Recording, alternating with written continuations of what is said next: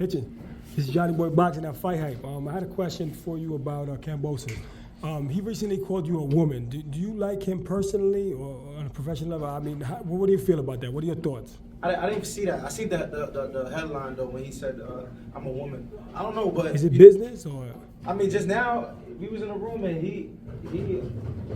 they asked me if do he dislike me. He said it was business. With me, it's always business for me. I don't take none of this personal. I don't dislike any fighter. I don't know him as a man. He's all the way over there across the pond, so there's no way I can dislike somebody that's never, I never came across or walk along the same path with. So, I said what I said about Devin Haney resume, and I kind of called him a bum. And from that, we started going back and forth, and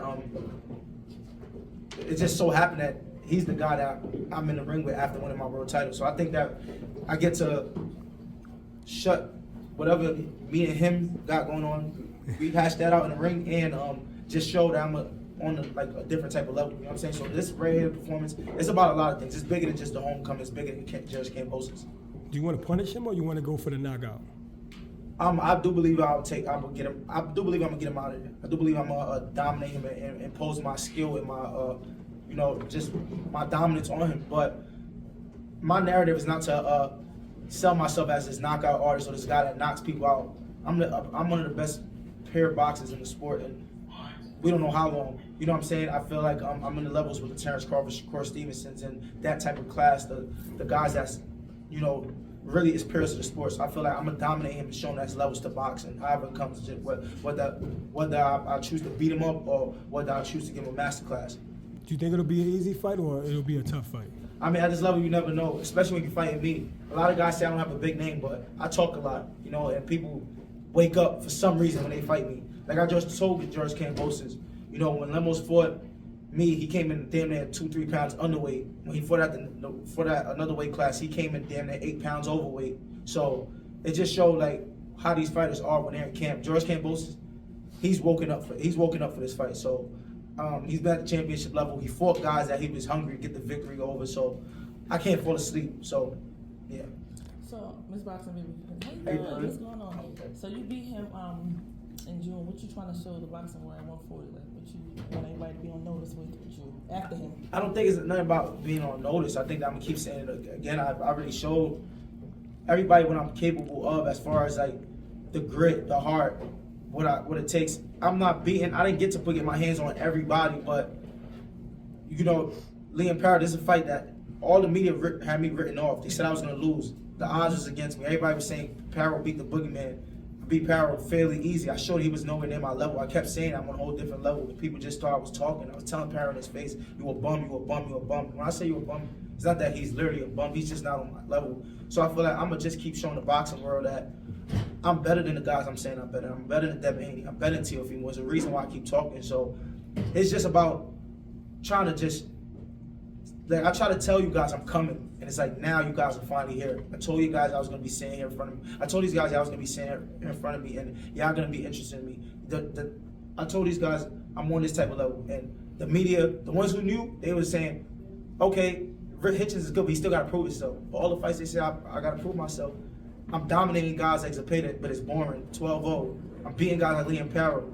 And it's still the question is, he can't beat Matias, but I beat the guy that beat Matias, or he still got to prove more. So it's just keep doing what I'm doing. So, we talking, is there any pressure fighting at home? You feel any pressure at all? I think that with George Kambosos, his game plan is he feel like it's pressure fighting at home, and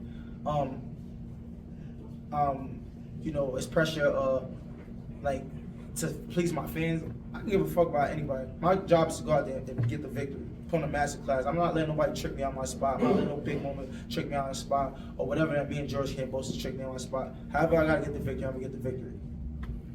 A lot of Andres Gomez coming out boxing. A lot of people are comparing this fight stylistically to Kambosos with Devin. Do you feel there's a good opportunity for you to show the world, to prove to the world that you're better than Devin Haney with a performance over Kambosos? I mean, he fought a Devin Haney that was, Devin was much younger, much not as mature in his career. I don't think that Devin really fought to a fight of that magnitude. And I feel like, both him and George Kambosos probably was different fighters at the time. You know, George Kambosos was probably at the best of his career at that time, and Devin was probably, you know, approaching the best of Devin Haney at that time. So I think that I can't say I'm better than Devin Haney just off that performance. That's just something internal that I feel. So I think that we don't know. George Kambosos came off a big win before the Devin Haney win. He beat Lomachenko. It was talks of him not really being as focused, not being hungry in the gym. It's just a lot. So I just feel like I'm just levels above a lot of these guys. So it's just to prove that I got more in my arsenal than Devin Haney. I'm a better fighter than Devin Haney. So it's just like, you know. Notes on the AB Boxing News. Just from seeing the loss to Lomachenko, right?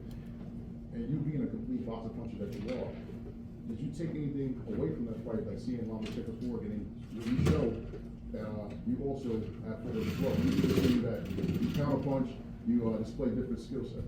This is a guy that was at 135 for a minute. You know, he fought at 135 for a while. The weight could have been different. They fought for the IBF. I know personally with the IBF, if you don't really know how to do that, it can play a part. But like I said, George Kambosos showed different wrinkles. He showed he's been down to a body shot, been down to a headshot. Never showed I've been down to a body shot, headshot. So overall, I just think I'm just more of a fighter, more gritty than him. So he's gonna have to come in there and try to show me something I've never experienced. Saquon Jones with the Boxing Voice. I was in the crowd last Friday when you were yelling at Tio. You yelling at Tio sort of in that environment makes me believe that you really want that fight. But are you kind of overlooking George by yelling out for Tio while he's doing his post press conference? I don't overlook nobody, especially at this top level with this much on the line, legacy, you know, obviously being able to take care of my family and, you know, try to secure my future. I don't overlook nobody because any slip up would take it all away from me, and I have to start back and try to get a big fight. So I don't overlook nobody. George Kambosos is a man with nothing to lose. He's a man that's coming to, you know, spoil a party, and he's done it before. He took away guys' big paydays before. So I'm not overlooking George Kambosos, but Teofimo is a fight that I do want. I think that for me, looking as a boxing fan, I think me and Teofimo is a fight that will make boxing lit.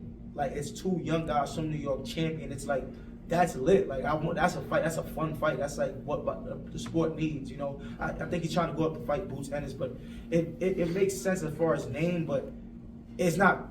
The realistic of it is like Boots is way bigger. He's on the way out of a weight class. Teofimo ain't really like been at 140 for too long. He's a smaller guy. Like, I think this is a fight where it's like the matchup would be even. You know what I'm saying? Both guys at 140, and it makes sense. Boys. Right.